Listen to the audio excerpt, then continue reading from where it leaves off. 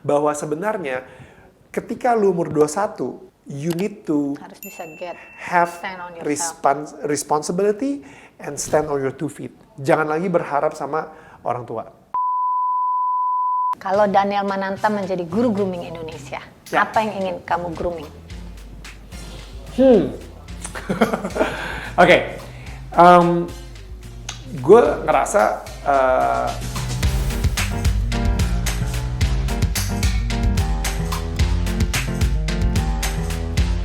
Oke, gue kan MC wedding ya.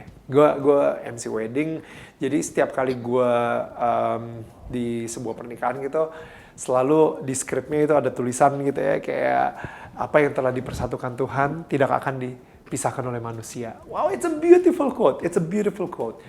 Cuman pas gue lagi ngecek di Injil soal ayat tersebut, ada satu ayat sebelumnya yang sering banget dilupakan.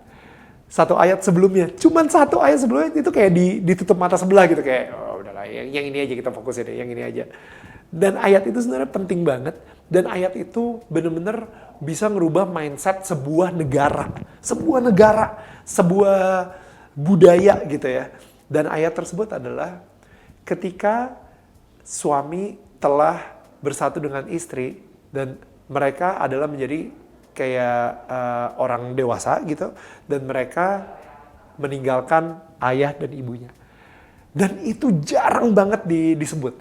Di gereja jarang banget diomongin, di mana-mana juga jarang banget diomongin.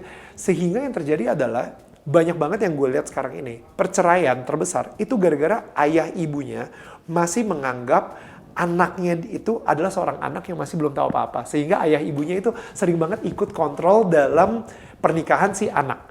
Jadi si anak ini, cowok atau cewek, itu hidup dalam kehidupan yang di-shelter oleh orang tuanya sendiri. Kenapa? Karena orang tua udah paling bener. Karena anak dilahirkan, berarti dia hutang budi sama orang tua. Karena ketika anak sudah dewasa, itu berarti orang tuanya bakal bilang, lu tahu nggak, selama ini gue udah bayarin hidup lu berapa lama, bla bla bla bla bla, sehingga lu bisa gede sekarang. Kayak gitu. Biar apa? Ketika nanti gue udah tua, giliran lu yang bayarin gue ya. You know, jadi ada rasa guilt,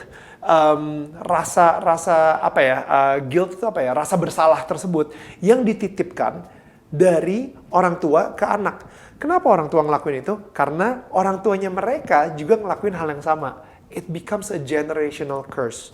Padahal sebenarnya ketika suami dan istri telah disatukan gitu ya oleh Tuhan gitu ya, mereka sekarang ini menjadi satu family unit sendiri yang terpisah dari orang tuanya mereka juga kayak gitu. Jadi sehingga mereka nggak ngutang apa-apa lagi sama si orang tua. Mereka adalah satu family unit yang menjadi sebuah tim juga untuk anaknya mereka juga.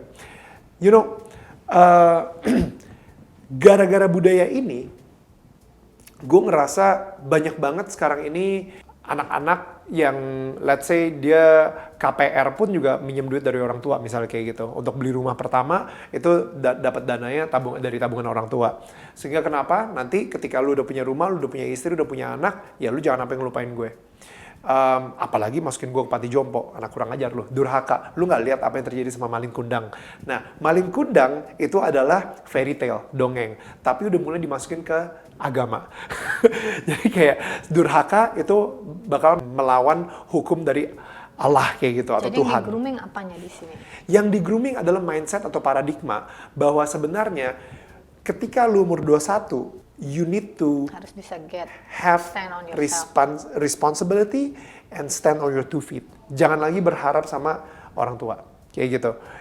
Itu yang jangan lagi berharap sama orang tua, dan kalau bisa benar-benar create boundaries. A very apparent clear boundaries bahwa oke, ini adalah hidup gue, ini adalah hidup pribadi gue. Please, jangan lagi ikut campur sama. Tapi gue bisa bilang kayak gini karena gue sendiri juga adalah salah satu yang sangat bergantung sama orang tua gue. Kayak gitu.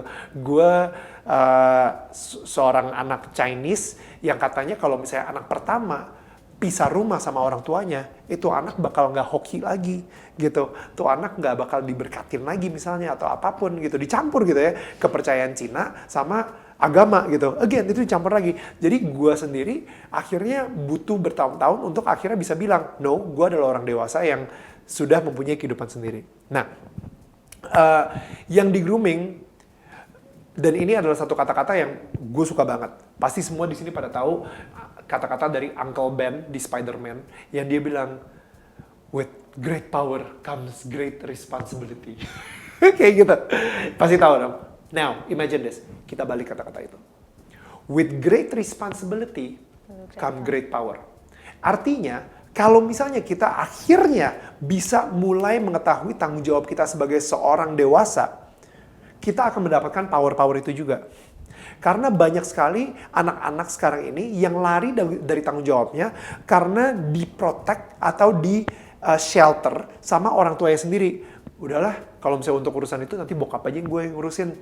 Aduh, yang itu nyokap gue masih bisa ngurusin, ngapain gue.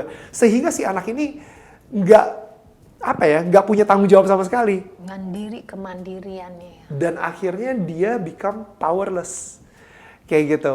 Tapi yang harus dipikirin adalah with great responsibility, you will have great power.